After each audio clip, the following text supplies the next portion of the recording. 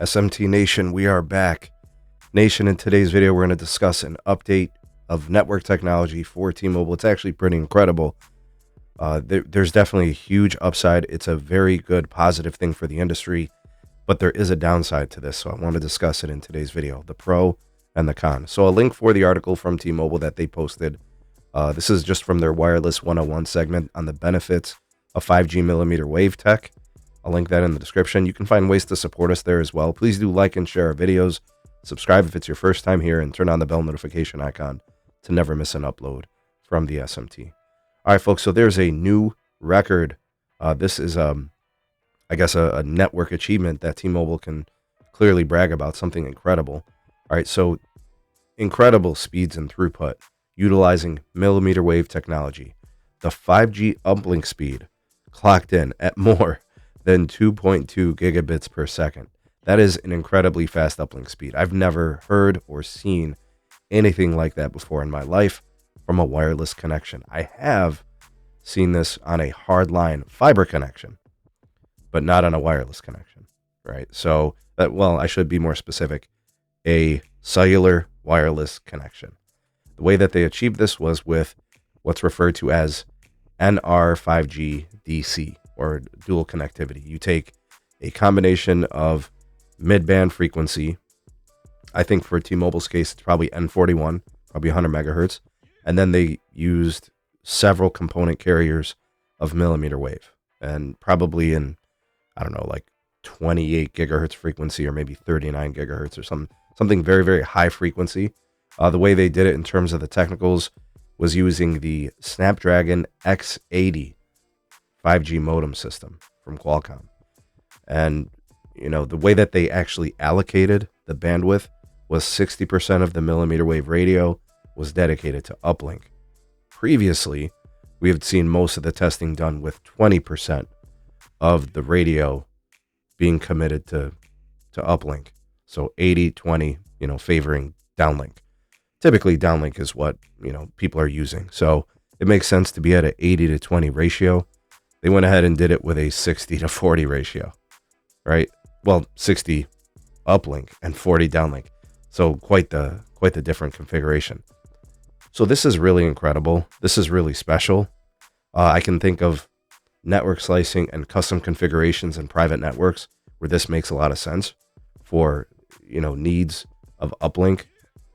But on a commercial network, I have my doubts on this actually being important, you know, like that configuration. I guess if it was not static and dynamic, real time to use cases, that makes a lot of sense. And of course, with advanced 5G, these things are all possible, right? So the potential is great. Now, I just want to make sure we make something really, really clear.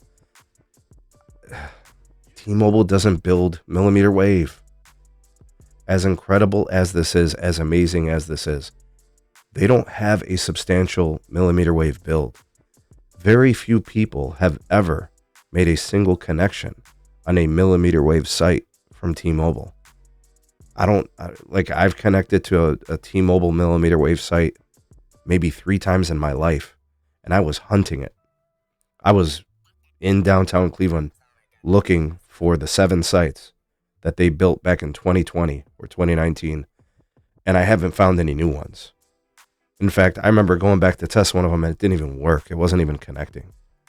And maybe they fixed it. Maybe they didn't. I have no idea. But there is no dedication. There is no commitment to the grind of what it takes to build mmWave. So as incredible as this is, I don't really see this being meaningful in a practical sense. The only carrier I see really, you know, putting their foot down on the gas for mmWave is Verizon. So when Verizon, in real world, I'm not even talking about testing in the lab like this is, right? I'm talking about in real world application. On a Verizon mmWave node in Vegas, you can get over 5 gigabits per second down and over 700 megabits per second up. And that's across hundreds, if not thousands of nodes.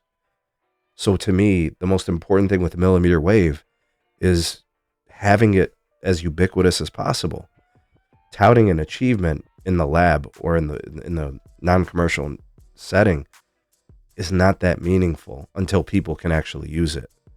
And that's where I think this falls into the category of, like private networks. Maybe this puts T-Mobile at the table to build a private network for a company, showing that, hey, we can achieve this. We can give you uplink of over 2 gig speed. So if you have large video files, if you have content creators that need to use these private networks, we can do this. I think that's who they're going to be pitching this to. I don't think this is for you and me. What do you guys think? You guys think this is meaningful? Does it do anything for the T-Mobile customer? Is it ready for prime time? When is T-Mobile going to build a substantial mmWave footprint? Until that point, who's going to connect to this? Am I wrong? Do you guys think I'm raining on the parade, or do you think I'm being realistic about it? I'm trying to be sensible. I'm trying to be objective. I guess if they had more of the Verizon build in place with 40,000 nodes nationwide, maybe I would have been a little bit more excited. This is very cool, and this is what I have my channel for.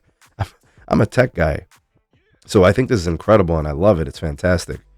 I just need to see a dedication to the mmWave build. This is the same company that just abandoned like 99% of its spectrum licenses in the 28 gigahertz. And just let it go. Relinquished it. So what are your thoughts and opinions on this? Love to hear what you guys have to say on this. I'm sure this will be a colorful conversation and dialogue in the comments. So let's hear what you guys have to say on it. You all the voice of the people, the SMT Nation. Let your voice be heard.